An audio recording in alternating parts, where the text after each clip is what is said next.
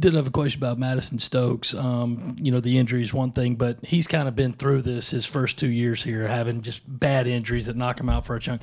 How frustrating is that to him, especially playing so well that he's just got to sit down and wait for his body to get better? Yeah, I think it's very frustrating for him, for our team, for our staff. It's frustrating. It's one of the elite players right now. He's worked hard and turned himself into one of the better hitters in our conference, and he's over there sitting on the bench. He can't help. So frustrating for him and for everybody. Guy's hitting close to 390, unbelievable OPS right now. So it's disappointing, it's frustrating, but it's just one of those things you have to deal with. Still day to day. Yeah. And one thing you talked about all fall long from your pitching staff was wanting to keep walks down. Obviously, last night was kind of an outlier, but Right. or the most obvious. But at the same time, your team's leading the SEC in walks at this point. Is there anything you can do to kind of curb that, or any kind of challenge you can make to those guys? No, truthfully, they're doing better than we thought they would. After the stats we had in the fall and in the spring facing our hitters, their walks are significantly down from what we saw in practice. So I think they're doing the best they can right now. We're going to continue to challenge them and let them understand how important we think it is.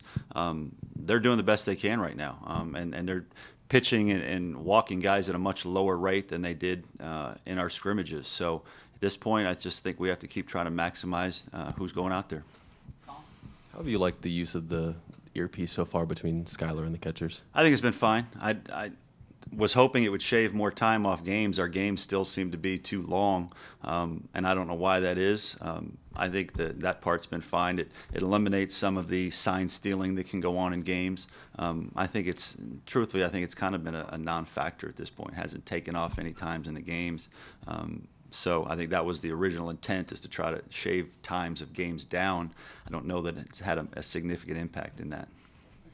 Mark 8 pitchers last night, 5 of them freshmen. Was that by design to try to get all the freshmen as much work as possible, or is that like strict matchup lefty righty? No, those are our guys. Our guys just happen to be, as we've talked about a bunch, the great majority of our pitchers are guys that are learning how to pitch at this level. The guys we pitched last night were our guys. The guys that have helped us win some games this year, whether it's Coyne or Shook or Gilreath. Those are our guys, and it just happens that most of them are freshmen.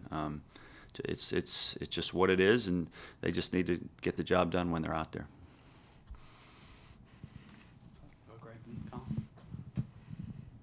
Going off of that into this weekend, I guess, how important is it for your starters? It's always good for them to go deep, but especially because you had to use so many arms last night. Yeah, well, we used a lot of guys last night, but they all threw about 1 inning at a time and threw not that many pitches. So that doesn't affect how you use guys on the weekend. If you have to have a guy throw 60 pitches in a game last night, then that affects his weekend. The way we used guys last night, it was get them in, get them out, get them in, get them out. So that doesn't affect at all who we can use this weekend. We'll have everybody available this weekend because of that.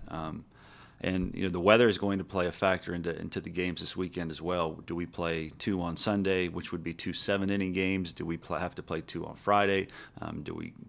At this point, we don't know. The weather looks not good at all in Kentucky, so we're going to have to be flexible and be ready to adjust there. It's conceivable that we could play 2 7s on Sunday, which is the league rule, and then maybe we have some strategic decisions to make there. Do we want to put our best guys in the 7-inning games? Everything's on the table at this point. Everything's on the table.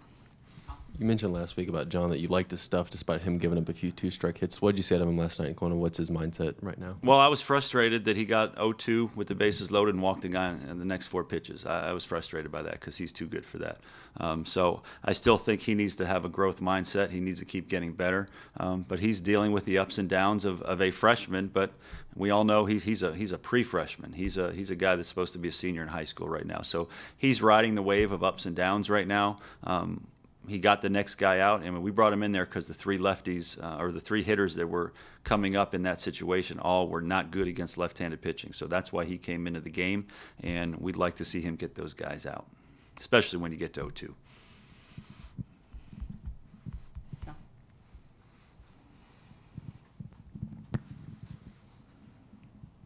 What have you seen out of Kentucky, especially their pitching staff? Well, Kentucky as a whole, obviously they're very offensive, and I think they've started to become known as a very offensive ball club, and their stats offensively are pretty impressive. And then they have power arms on the mound. They've had some really, really good moments this year, some tournaments early in the season where they dominated. They beat Louisville last night. So you're facing a team that's very offensive and will throw a lot of power arms at you. I think that's them in a nutshell.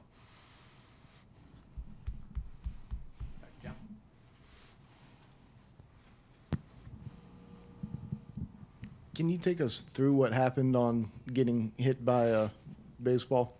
Where did it come from? Was it your dugout? Was it the other team? I believe it was a wild throw from our bullpen that went all the way down to the opposite end of our dugout. The bat handler, who I think 16 or 17-year-old kid, if I could tell, was trying to throw it back to our bullpen. You know, obviously was trying to impress the South Carolina dugout with how hard he was going to throw it.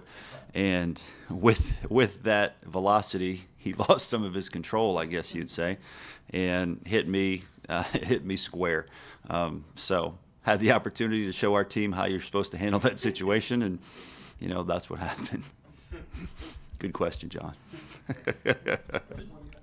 No doubt, no doubt. No, you got to show them how to handle it. Any more questions? All right, thanks, guys.